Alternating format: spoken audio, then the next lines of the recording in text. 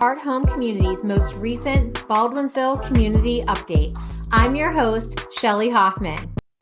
Hey everybody, I'm here with my favorite mayor of Baldwinsville, Dick Clarke. I like that. You like that? How are you today? I'm doing pretty good. Tired, kind of disappointed because my Yankees lost and they're done for the year. But now I turn to more concentration on Syracuse and the Cleveland Browns. Who? I've never heard of them. I'm sure you haven't. But overall, pretty good. The weather's, for early October, the weather's still beautiful in the 70s and supposed to stay that way for, another 10 days anyways. So can't hate that. No. And things are going pretty good. Right. So it's getting to be beautiful out there. If you like the fall weather, you can't beat the leaves are starting to change. They haven't yet fallen, which is when I appreciate them the most. Once they start falling, then yeah, right. They are starting slightly. Some of the leaves in the backyard. We don't have a tree in the backyard. The neighbors have lots of trees in the backyard, and the west winds hit us in the back, come right into our backyard. So all their leaves come in our yard. So I will be busy shortly, but overall, it's been nice. Our flowers are still going great. My wife and I were talking yesterday outside about how the geraniums are still big and full of blooms. And, usually by this time they're starting to wilt and you start getting ready to pull them out of the ground. And we're going to get another 2 weeks of beautiful flowers. And we have some mums. And one thing we don't have is pumpkins. We may have to try to get a few pumpkins to spice up the front yard look. But, I see a lot of people decorating for the fall with the mums and with the pumpkins and scarecrows and all kinds of stuff. I have to tell you, Mayor, I went to Home Depot, maybe Lowe's, and I found the coolest fall plants. So if you drive past my house, which if you know where I live, you know where to look. If you don't know where I live, no stalking me. But I have the coolest leaves and I planted them. But Tina Solomon's always on me that I don't water my plants. So when I was in Texas last week, she actually put more dirt in my planters and she fixed them. So at least while I was gone, they looked really, really pretty. And I need to go get my pumpkins. Then I'm going to take my picture and I'm going to post on social media to show what it could always look like. And then in 2 weeks before Halloween, when you go past it, they'll be dead. The pumpkins will be eaten by squirrels. And But you tried. I tried. What kind of plants did you get?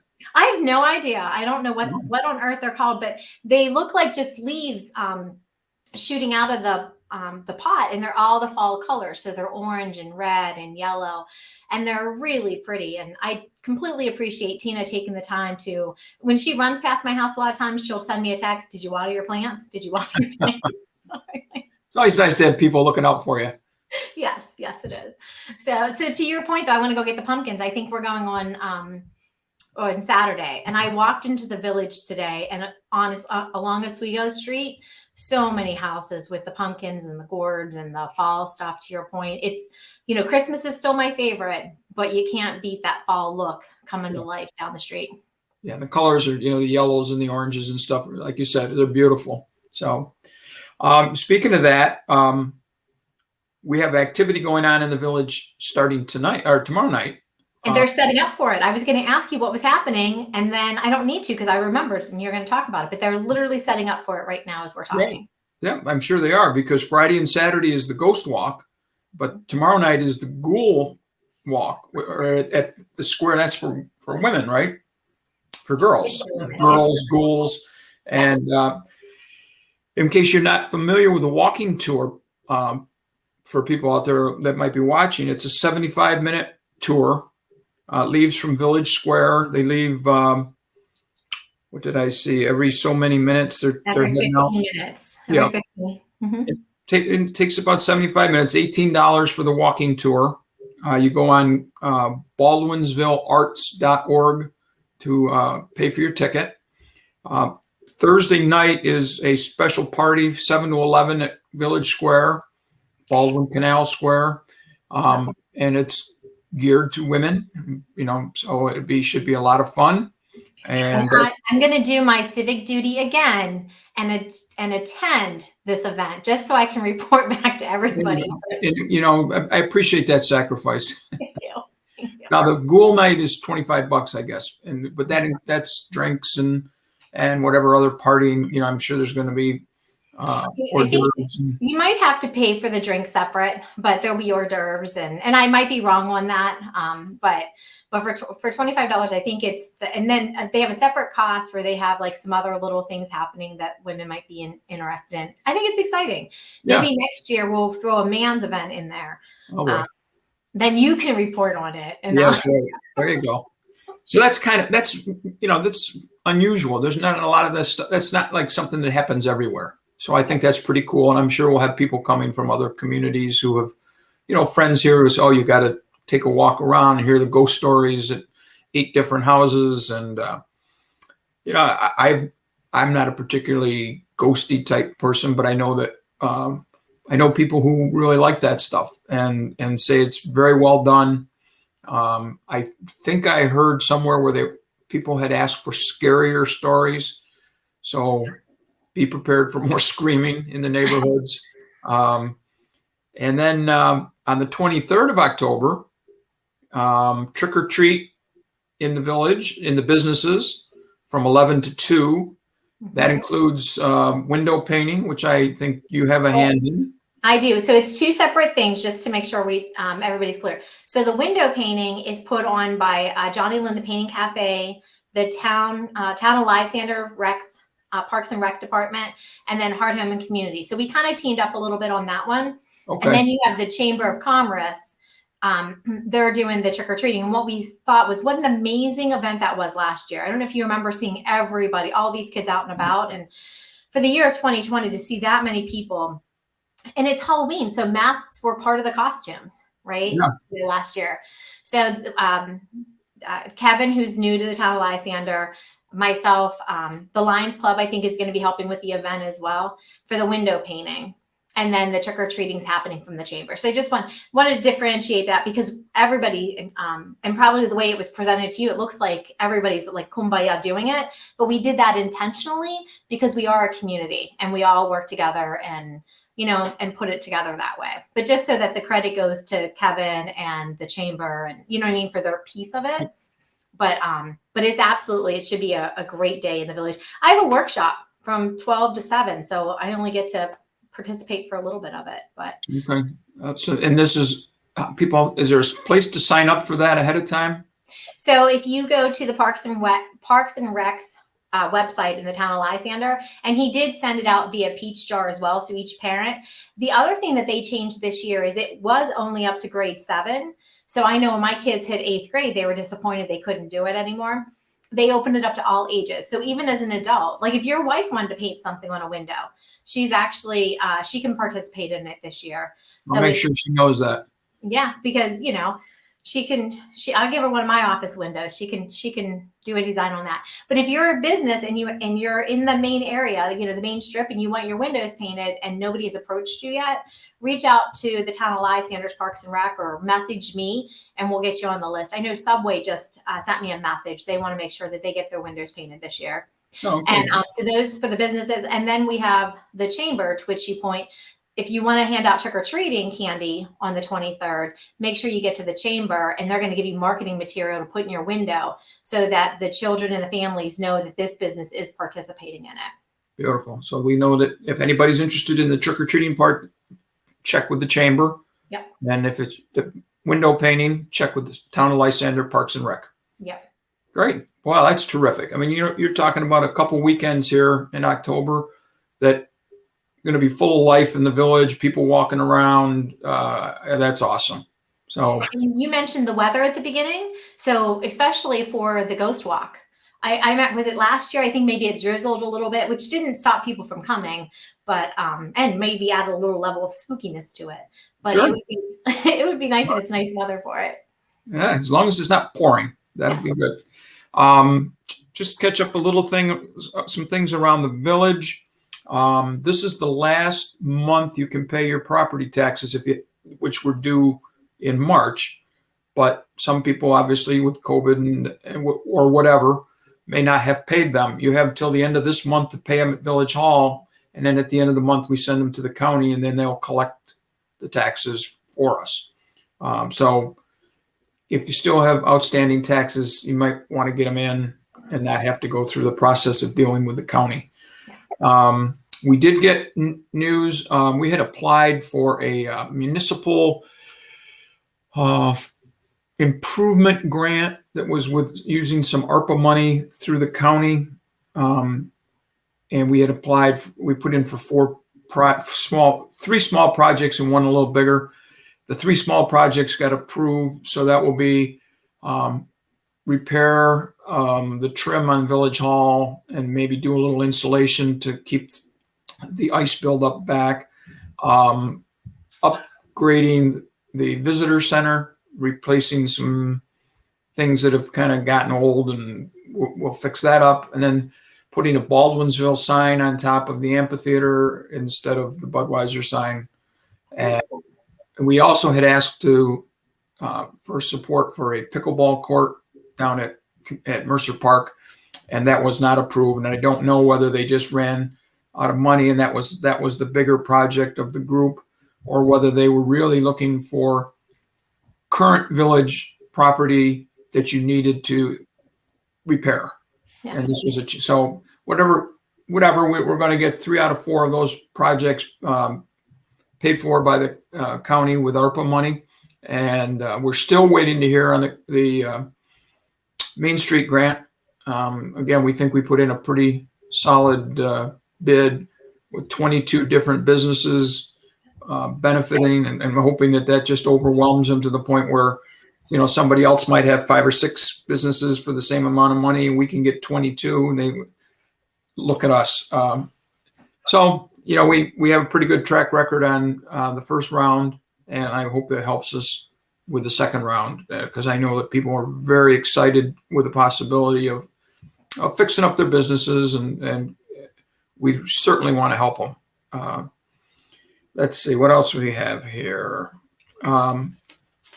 I think we're weekly now on brush pickup because now the leaves are going to start falling and people are going to be putting that stuff out to the road regularly. So we'll be picking them up. Our crews have been real busy cutting ash trees down. We had been concerned about how much it was going to cost us to hire tree companies to come in, and so far our crews have taken down, like I'm guessing now, in the neighborhood of 100 trees. They started out with the ones that I maybe could cut down if I wanted to, and then they've gone to much bigger ones, not the full size grown trees, but pretty big trees. And I think we've saved ourselves thousands and thousands and thousands of dollars. Wow. So that's for the community to know that, when we talk about trying to take care of taxpayers' money and use it wisely, I think they would see that we've taken what some people would have just hired all that out and, come up with $150,000, $200,000 worth of tree cutting. We've done most of that amount with our village people. It's meant we've had less time on some other things, but you have to pick your poison, and that's a big one. We want to get them down so then we can start planting new trees, and within a few years maybe people will hardly notice that the other ones are gone. I know there's some organizations in our community that would like to team up with the planting of the new trees, just because they feel that's so important. They understand that the trees have to come down. Nobody really likes it, but they're not healthy trees. They're creating more problems. But the amount of community talks that I've heard when I'm out and about of, organizations that want to maybe help, because that's an expense too, right? Planting the trees. Sure. Yeah. So they should contact Chuck McAuliffe at the DPW, and he can determine the level of help that they might be able to provide. Another big thing for people to be thinking about is, at this point, we do not have a pine tree volunteered as a Christmas tree yet. It seems like every year people come up with it, and I'm sure maybe somebody came up with it after one had already been chosen. And so that, they didn't pick me, so I guess my tree will never get used. get a hold of Chuck McAuliffe, or you can contact me at Village Hall, and we'll, some trees don't work. Some trees aren't tall enough. Some trees are too tall. Some trees have too many, like a bare side because they've been growing up next to another tree. But over the years, we've had people say, "Oh, you really do us a favor taking our tree because it's too close to our house and we're worried about it." And so we're able to go in, and our crew, we had one, I think 2 years ago from our yard, and it was interesting. We used a crane and hooked the crane onto the tree and then cut it, and it lifted it right off and put it on the trailer. And I watched that last year. I did a live video. If anybody wants to see it, there's a live video on the Heart Home community page. I just happened to be walking down the street and Chuck and the guys, and I see this tree floating in the air. It was really neat. Really, if you don't know what's happening, you're driving by and you look, did I just see a tree flying by here? Yeah. So if anybody has what they would think would be a nice looking pine tree that they would like to get out of their yard, contact Chuck or me. And the sooner the better, because once we know, then we relax a little bit up until we pick a tree. We get a little nervous of whether we're going to get somebody to donate one. Yeah. We probably have some on village property somewhere that if we had to, but it's always nice because the people feel real ownership. I mean, we had 1 year, I don't think it was in the village. It was somebody outside the village that donated it. And the grandparents were there, the parents, the kids. I mean, there were 15, 20 people, and they were so proud that their tree was being used. So this is a nice chance to have a little special feeling, and you can take pictures, and you've got it forever to say that was our tree that was up in the village for the whole Christmas season. I'm visualizing people taking pictures in front of their tree at their house, and then taking pictures in front of the tree in the village, and kind of making like a little collage out of it. I think that would be neat. And it's got to be really cool for the little kids to think that was Grandma and Grandpa's tree, or our tree from our house. And every time you drive by it, you point, there's our tree. So I know that Linda and I felt special coolness about it when we would see people take a picture and post it on Facebook about the village Christmas tree. Look great. Yeah. And I get a little pride, like we didn't do anything to make it look great, but it was in our yard, and it's nice to feel that you're a part of it. So again, we need a Christmas tree. Let's see, the senior center is hopping. They made a nice recovery when they could open up. And I hats off to the people who attend over there, because the day it was announced that senior facilities would require people to wear masks, the people showed up with masks. They didn't show up with an argument. And generally, I think it's, other than an incident or two, it's been pretty good. Everybody's followed the rules. They're having all kinds of activities. Some special ones. It's Medicare open enrollment periods coming up for next year. There's a 1-hour seminar available for people to watch on Zoom. Call Canton Woods 638-4536 to find out how you get onto that Zoom call. They just run through the different Medicare programs. Maybe you don't have any prescriptions, so you don't need one that offers free prescriptions, so you can put the money in other areas. And it's a good way to get all the information. They're also having a mammography van at the center October 14th from 10 to 3 for women 40 or older who haven't had a mammogram in the last year. Again, call the center for details. Flu shot clinic, October 22nd, 9 to noon, put on by Rite Aid. If you have any questions, check with the center.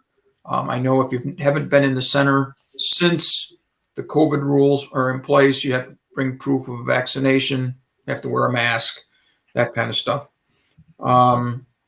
Still good food stuff. They have the food cents, $20.50 for a box of a little bit of everything food-wise. You have October 15th is the order deadline. Call the center for a list of what's included to see if it's something that you want to take part in. They're also having a produce box. I think this is coming from Emmy's. and it's seasonal produce, $10. You can use farmers market coupons towards the $10. So you'll get a box, and I'm guessing there'll be some squash and maybe some late tomatoes and some beans and whatever's still growing. And you'll have to go to the center to pick it up on the day. But that's October 12th is the deadline to sign up for that. That's a $10 thing. So it's if you get 4 or 5 items, you're going to make your money back. Yeah. Call the center. The art group is going strong. They're still working outdoors with the nice weather. October 19th is their next session. If you want information on how to take part in the art group, call the senior center. And their book club group is still going. They're really hopping, and now they're having their craft area. This is kind of interesting. On October 19th from 4 to 5:30, they're making soap, which is the first time that I've been aware that they've ever done it. It's a free class. Call the center if you're interested. I don't know if you have to bring supplies or any of that kind of stuff. You find that out when you call the center. So they've kept busy. The seniors are very happy and grateful that they have a place to go. I know that Ruth said the pitch group is much bigger than it was in the past. They lost Pinochle. She couldn't figure out why pitch made it and Pinochle didn't survive, but they've got extra tables for pitch.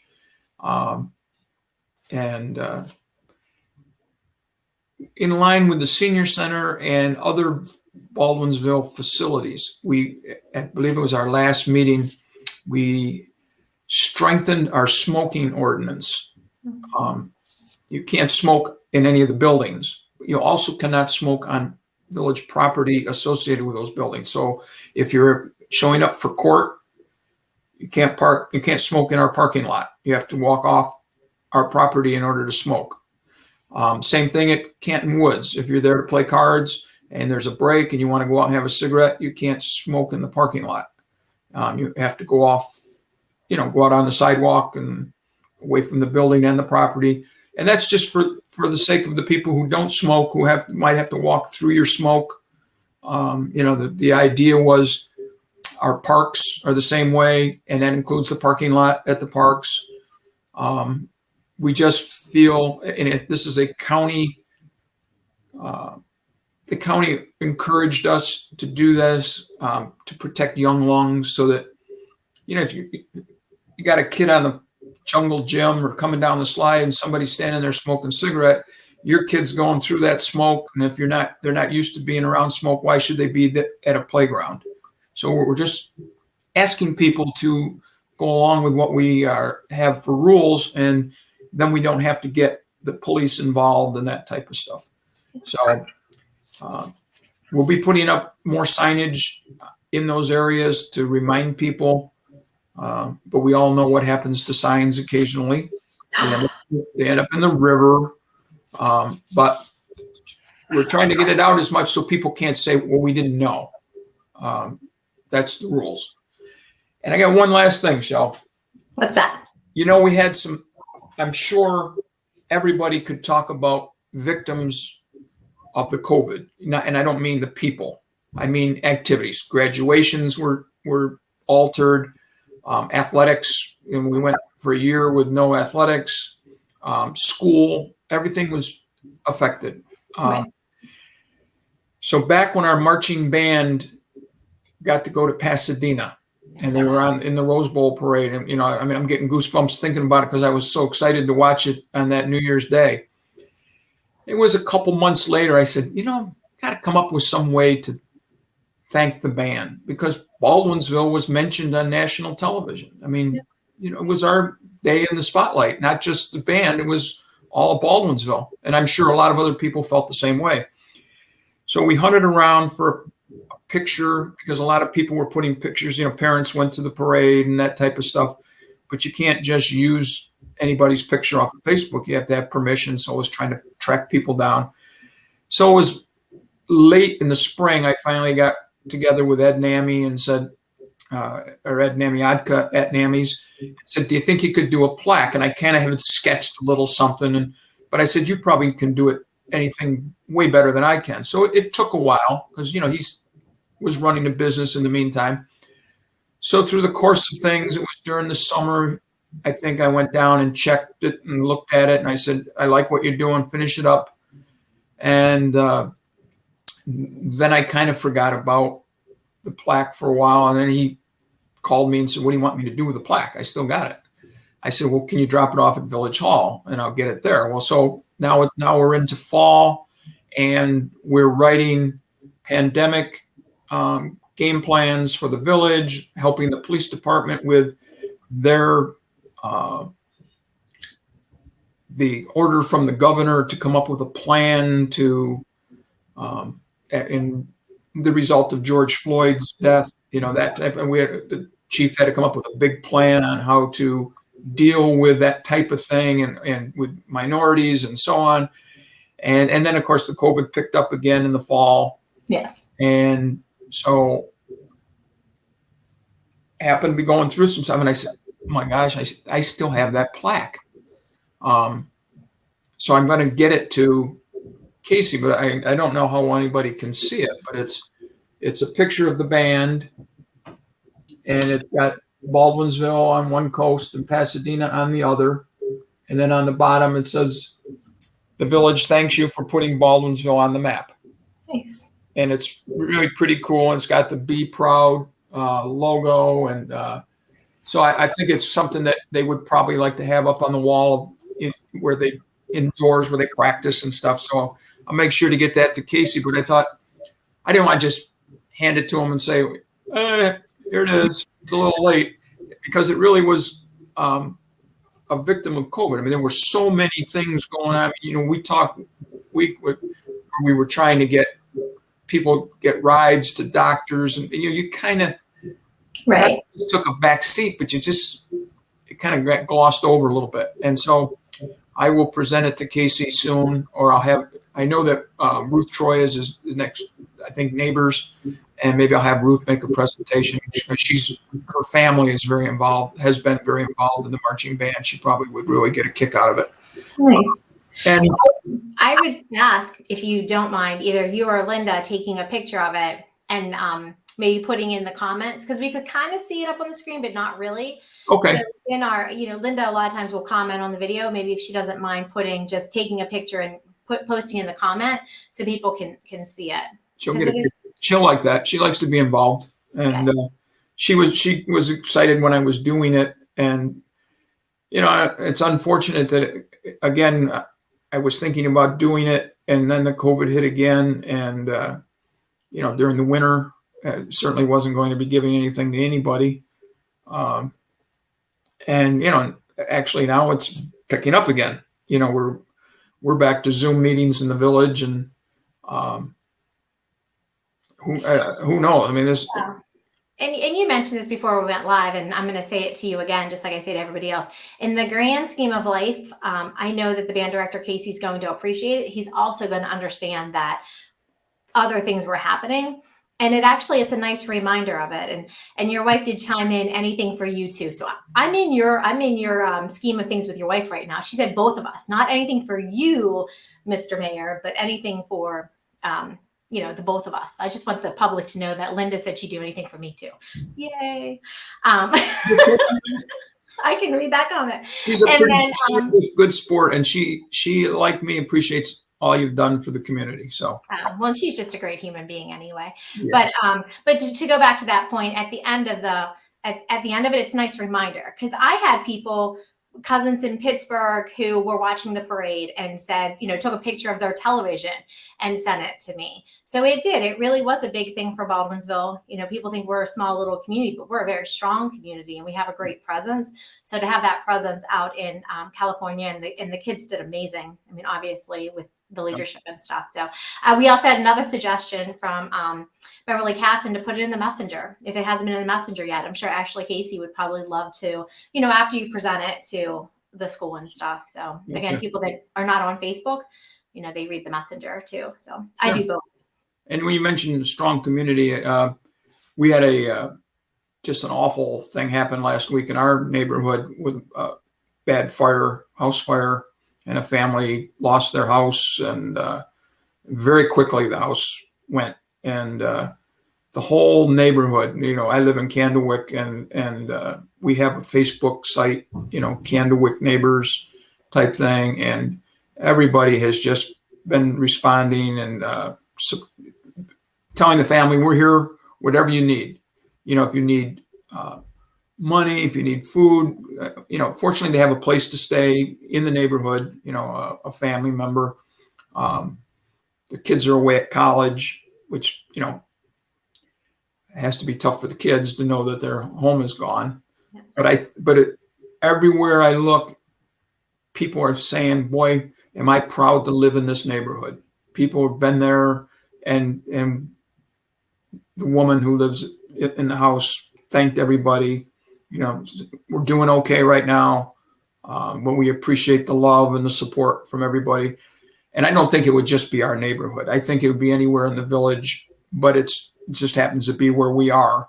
Yeah. And it's just a reminder, when you see all the nonsense on TV and the news and you just think, like, what is wrong with our world? And then you see a neighborhood come together and you say, well, you know what? Maybe we're publicizing the wrong people. Right. And there's more good people than the other. And it's just more evidence. And you see it all the time in Baldwinsville. You saw it all during the COVID. And you're right in the middle of it. And I've always felt this was a special place to grow up, special place to live. And it gets proven to me all the time. So yep. I absolutely agree. You know that I'm not from here, but I definitely feel like this place, the community itself, has made it quite the home. And that's not the first story I heard this week. The other story is not really my place to talk about, but it was the same thing. It was something tragic happened in that community, and the neighbors all banded around. And I think that is common, and it's common in a lot of places, but I think Beeville's special. We talk about it all the time. So. Well, anything else to hit the October fun month that we're having? No, I think that we had the taste of Baldwinsville went so well. Things, we're having a pretty good fall. I think we're not back to normal, but we're doing some normal things, and I think that helps people. Mm-hmm. Because winter, typically you get kind of hunkered down anyways. The Christmas tree lighting will be here at Thanksgiving. Who knows what will happen on the roof of your building? I have plans. Let me tell you. I'll bet. I don't know if Brian King is watching, but me and Bri, I got to get with Bri. So, there's things to look forward to, and a new year, and the hope that, some of the COVID stuff, will be behind us, or get, it's still kind of scary. Hearing people that are sick, that everybody kind of thinks it's kind of gone. Well, it hasn't gone. There's still people getting pretty sick, and so be careful. That's all. I'm not going to tell you what to do, but not just about whoever it is, not your own self, but the people around you that you might impact. That just be safe and enjoy October. And enjoy October. And there's things that we didn't even mention. So, don't be surprised if you see, I think it's a brew and 5K Halloween thing going out from WTs. And I know Angry Garlic and Sammy Malone's, other places have things. It is going to be just happening in Baldwinsville in the month of October. So when you're going through the village and you see people everywhere, it's a great place to live if you like to, even if you don't want to participate, but you like to see activity, And I would suggest to people, there's a lot of stuff that floats around about rumors about what the government's going to do. And I think it's important that everybody try to find out how much of it is true and how much of it is people trying to rattle people. And if you don't like what they're talking about, let somebody, above know. Let your senator know, whether it's state or federal. Let them know that this is not something I want. I don't like it. And if you get enough people, then you can have an impact. And, I don't watch the news very much, but I do read different things. And, I have a pretty regular outflow of email to our representatives, letting them know what I'm not happy about. And I also let them know things I'm happy. I mean, there's things that come up that I think are exactly what I want them to do, and I say so. So that don't just be a whiner, be a doer. And Brian May was on, I think, 2 weeks ago, and he had talked about, a lot of things are said at the local level, but it really has to do with the state. And, if you can mention it to Brian, you can mention it to Ken Bush and the guys that we have locally here. But at the end of the day, they don't have a say. They don't get to make a difference. So sometimes it's a matter of finding out who is the decision maker, who do you need to be the squeaky wheel to try and get something done. And I'm going to say it for you because you've said it a couple times. Facebook is not the place to get things done. Facebook is the place to let people know you're displeased, but it's not going to go anywhere. If you really want to make a difference, you can put it on Facebook, but then take it to another level to somebody that can actually make a difference. You're right. I said it for you today. So. Thank you. You're welcome. Save my voice.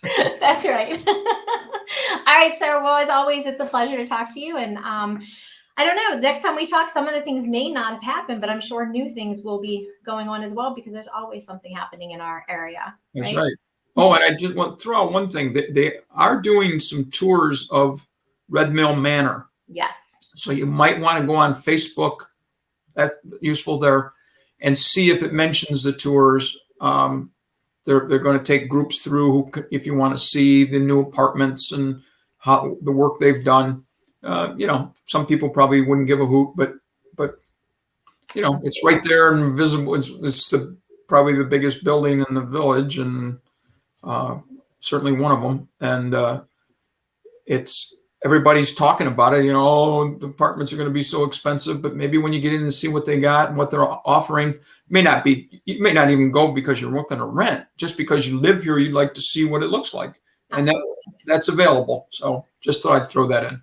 Nope, that's perfect. And your sister Cindy is one of the people trying to get the word out of when those are. So if you know Cindy or you're connected with Cindy, Pack B, I know they're doing some promotions and stuff for it as well. So I look at it all the time. I'm excited to go in and take a look. I got future plans of somebody doing my cleaning, my cooking, my I don't know if that's going to be the place for me, but I know that when I hit 95 is going to be when I finally settle down, and I need to be in.